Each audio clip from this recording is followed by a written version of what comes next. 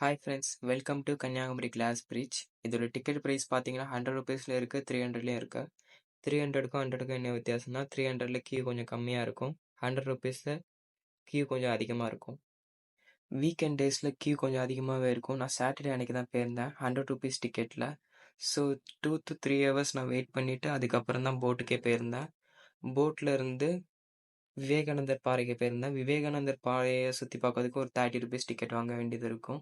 So அங்கே போயிட்டு நம்ம செருப்பெல்லாம் கழட்டி வச்சுட்டு அங்கே சுற்றி பார்க்குற மாதிரி இருக்கும். அண்ட் அங்கே சுற்றி பார்த்துட்டு அங்கேருந்து திருவள்ளுவர் சிலைக்கு போகிறதுக்கு நடுவில் ஒரு கனெக்ஷன் இருக்குது. அந்த கனெக்ஷன் தான் கண்ணாடி பாலம், கிளாஸ் பிரிட்ஜ்.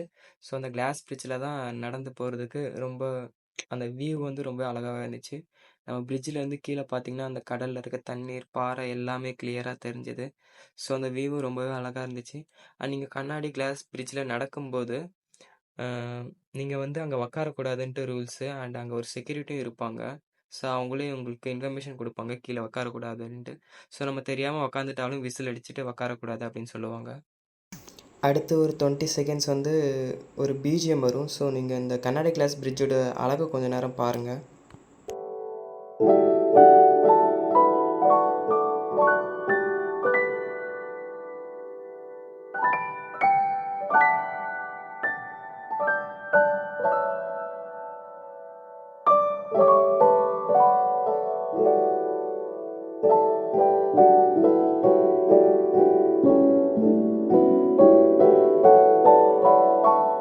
ஸோ இது வந்து நான் கிளாஸ் பிரிட்ஜில் எடுத்த செல்ஃபி வீடியோ. நீங்கள் எந்த இடத்துக்கு போனாலுமே ஒரு ஃபோட்டோ எடுத்துக்கோங்க, ஒரு நல்ல மெமரியாக இருக்கும்.